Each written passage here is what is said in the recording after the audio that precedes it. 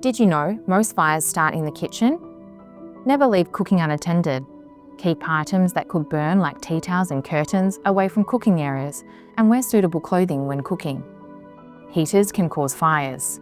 Keep items that can burn at least 1 metre away from all heat sources, including furniture, clothing and curtains. Always turn heaters off before leaving the home or going to sleep.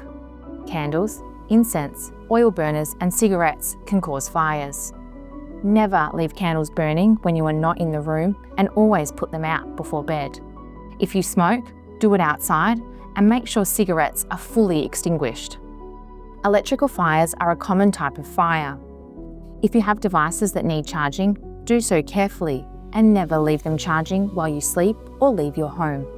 Unplug them as soon as they are charged. Use the original charger that came with the device.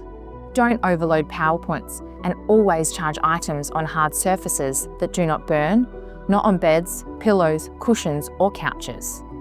Firefighters are here to help you stay safe. For more tips, visit cfa.vic.gov.au or frv.vic.gov.au.